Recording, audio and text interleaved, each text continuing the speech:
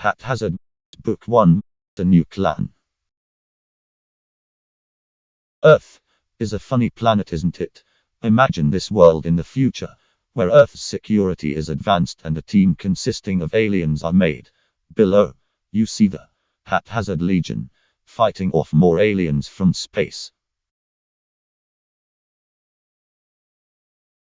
Where did these aliens come from?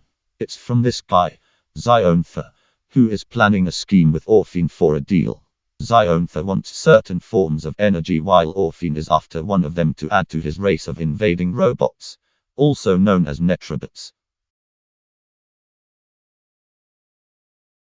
We then meet our hero of the whole story, Zami, a weapons inventor who likes to create weaponry consisting of lightning which comes from him, an alien who manages to get away with being a human.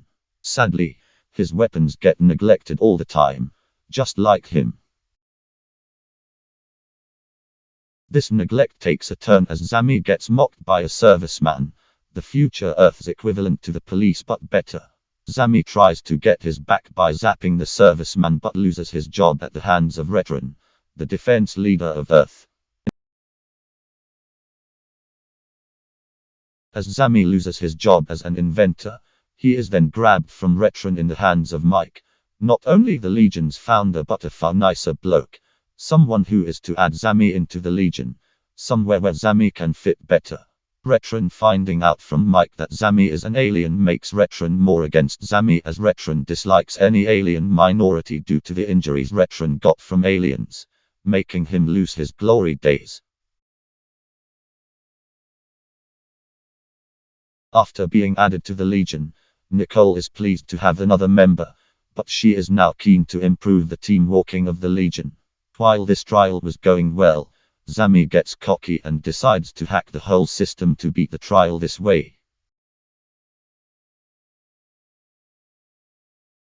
The Legion was not impressed with what Zami did. If the Legion doesn't work then it would be stopped, disappointing Nicole and Mike. Zami is having none of it as he tries to make himself look good, and this pod dislikes at a point where he goes to attack Zami for his behavior. While this attack is set, Orphine states his plan which the base just manages to pick up upon thanks to hacking. Orphine is after the life force which pod knows the location of. While this happens, Orphine is upgrading himself to be more prepared for battle later. After this attack, Zami decides to run off, which Mike catches up with later. Nicole also gives pod a good telling off, but they don't know what they are all about to face next. With a new attack coming, both the base and Legion make a plan. The base is to fight the incoming army as a distraction and to keep the battle in one area, as well as the Legion has its journey to the mountain where the life force is at. Mike and Retron start the battle, and the Legion start to make their way. Mike encourages Zami to give the Legion another chance, and the Legion has their vehicle of Zami's design, the Automaton, which is meant to fly, but on wheels for now. As the captain, Nicole tasks Zami and Arvin to create a machine which can absorb and maintain the power of the life force, but Zami has other ideas. Meanwhile, Nicole and Pod are on the wheel, with Pod mentioning Ziontha and his former leader Mechajor, the former being a hidden dictator, the latter who made Pod's life hard. Arvin gets curious about Zami finishing off a gadget suit, and so as Zami gets defensive of his suit, Pod gets defensive of Arvin, leading to another clash between the Legion, to which Nicole shouts to break them up.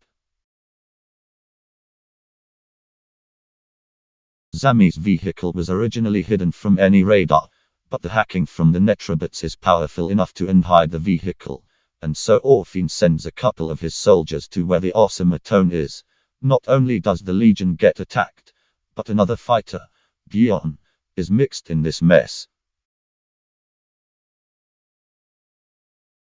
Gion here is also a Netrobot, a kind who is more powerful yet also a savior. the kind that can be repaired thanks to a star. Before the Legion continues, Nicole, while healing herself from the fight earlier, has a quick chat with Dion about their humanity. Nicole may not be supernatural, but her human aspects still make her a decent fighter. Pod earlier compared Zami to Mechajob, disappointing Zami, but as the journey continues, after being scared of fighting earlier, he thought to be trained by the others, making him fight well. Nicole also gets on with the Legion better after telling them off earlier for lacking teamwork earlier. After reports from the Netrobot soldiers sent to fight the Legion, which are now defeated, Orphin gets puzzled by this team and wants to get them sorted, so he asks Xionthar's help, and so Xionthar is to send his best goons to help Orphin. To the Arctic, but Orphin's hired assets have arrived at the same time, sinking the vehicle into the ice. But thanks to the chilling from earlier, the team work better and Zami's training pays off. With more Netrobots losing and the Legion winning against Xionthar's own allies too, Orphin decides to call a retreat. But Orphin's upgrades and Netro tanks that are yet to be completed are still ways Orphin can still win. For now, Earth can take time to recover. Now the Legion is back on track and nearly reaching their destination. Zami offers some help to Arvin to help complete the energy-absorbing machine. But the automaton then stops due to damage and cold temperatures. The Legion has now made it inside the mountain where the machine is used to absorb the energy, requiring the Legion's teamwork once again. However, this causes spirits of various life forms and sentinel plants to go nuts. The energy, despite the machine's struggle, has been collected, but Orphin has finished both tanks, one of them which faces the Legion. The life force, however, helps defeat the tank, but Arvin has been collected by a mechanism of the tank.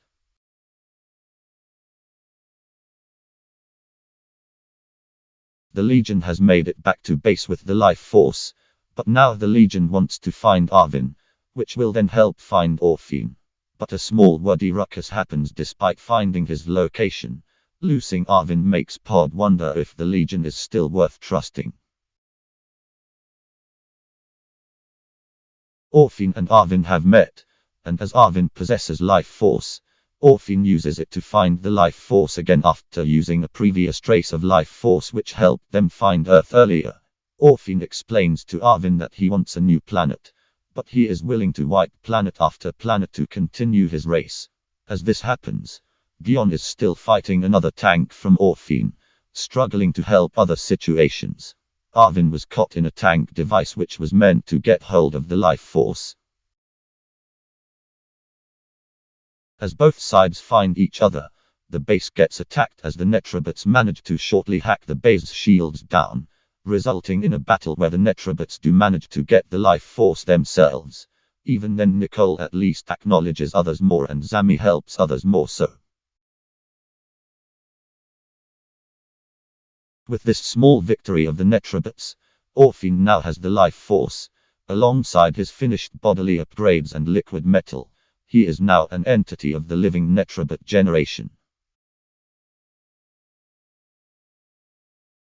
As the base plans for a space battle to get rid of the Netrobots, Pod thought of leaving to sort out Mechajob, but he is still in no condition to leave after his rough history.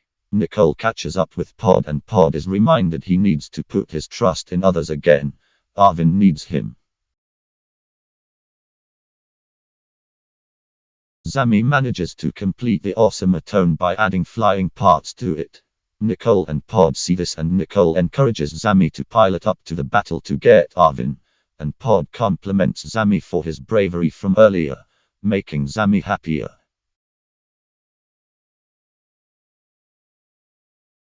The battle rages in the stars and even Dion joins after sorting out a tank with the help of another world's residents. He will stop Orphin himself and diminish most of the Netrobot forces. Orphin, however, is hoping to fly to Earth on his own. Orphan is trying to get out.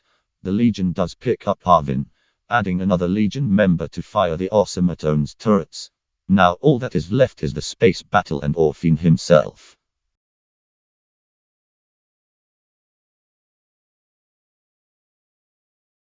As the Legion aid the space battle, Dion tries to steer Orphan away from Earth but to no avail. Even the Legion goes and fetches a star so it helps Dion if he gets too much damage. Once again, Dion thinks to try and face this issue alone. Down at Earth where new Netrobots are getting spawned, and where Dion is also greatly damaged by Orphan, the Legion goes down to fight Orphan, with Zami stopping Orphan's weapon from spawning any more Netrobots, as well as the life force ripping Orphan apart in the same way the tank was destroyed. As Orphan is defeated by the Legion and their teamwork, Dion does help the space battle in the meantime, wiping the rest of his kind, leaving him as the only Netrobot around. After a long battle, Mike meets Pod and sees that Pod is keener to stay with the Legion. Plus Dan is to be a Legion member if he's needed, as he states to both Zami and Nicole. With losing Orphan, Xiontha's forces have never lost this much power, making the Legion more of a concern. Even worse as Dion is now a part of it, thanks to Ekron who is tasked to spy on Earth from time to time. Now Xiontha has to wait more in his fortress, fighting off more intruders he comes across.